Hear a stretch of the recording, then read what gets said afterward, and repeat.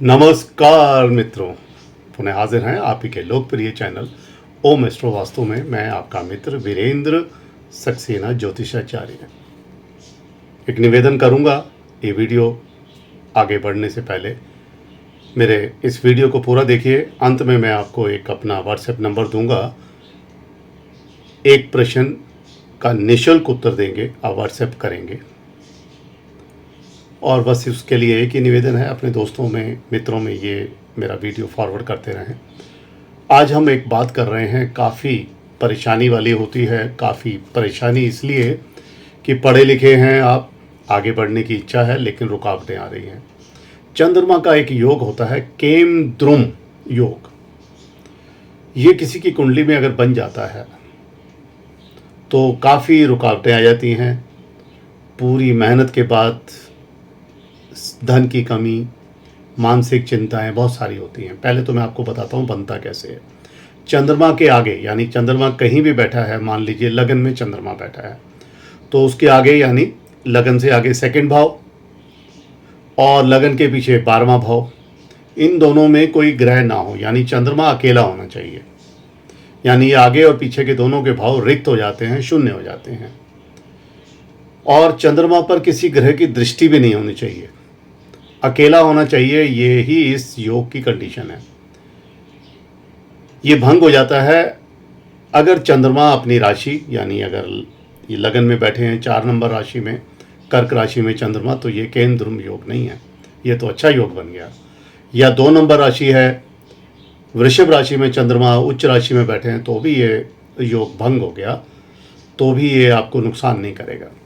चंद्रमा पर अगर बुध और गुरु की दृष्टि भी है, पूर्ण दृष्टि, 7वीं दृष्टि होनी चाहिए।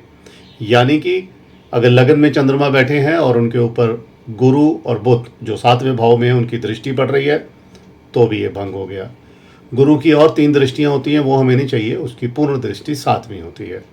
और चंद्रमा के साथ शुभ ग्रह बैठे हैं तो भी ये योग भंग हो जाता है।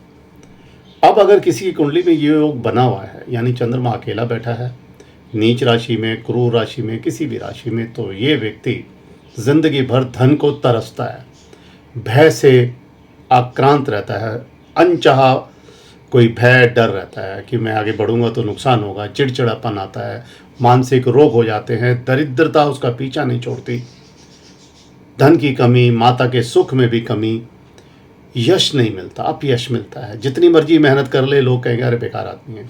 शुभ फल खराब हो जाते हैं, नष्ट हो जाते हैं। हमेशा संघर्ष करने के बाद ही सफलता मिलती है, बहुत थोड़ी और मामूली। विवाह में देरी, रुकावटें, आय के साधन नहीं बन पाते। अब आप कहेंगे ये अगर बना हुआ है तो क्या करा जाए। पहला उपाय तो मैं ये बता रहा हूँ, चंद्रमा का एक यंत्र होता है, उसको अपनी पॉकेट में, पर्स में हमेशा रखो। दूसरा होता है एक और, गणेश और लक्ष्मी जी का पूजन करो। गणेश और लक्ष्मी जी के पूजन से भी ये चंद्रमा का दोष समाप्त होता है। पीपल को जल देना चाहिए और दीपक जलाएं, चाहे दिन में चाहे रात्रि में, शाम को, रात्रि नहीं शाम को। एकादशी का व्रत एक बड़ा इंपॉर्टेंट व्रत होता है। किसी लड़की की, लड़के की कुंडली में बना हुआ है, नौकरी नहीं मिल रही, शादी में देरी है, तो ये करिए। विवाह में बार बार रुकावटें आ रही हैं, ये भी इसके कारण होता है, केम द्रुम योग के कारण।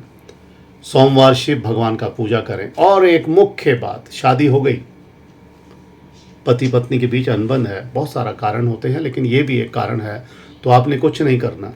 दक्षिणावर्ती एक शंख होता है, एक होता है राइट हैंड वाला जिसको सीधे हाथ में पकड़ के हम बजाते हैं, और एक होता है उल्टे हाथ में। बजाने वाला नहीं होता, ये सिर्फ रखने वाला होता है पूजा करने के लिए, ये रखिएगा। और दूध, दही, चीनी, जो वाइट वस्तुएं हैं, इनका दान, वाइट वस्त्र का भी दान कर सकते हैं, चाहे किसी मंदिर में या चाहे किसी भी व्यक्ति को दे सकते हैं।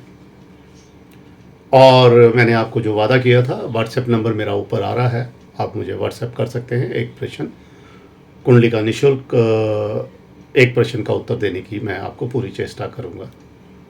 धन्यवाद। खुश रहें, प्रसन्न रहें, माता रानी का आशीर्वाद रहे। धन्यवाद।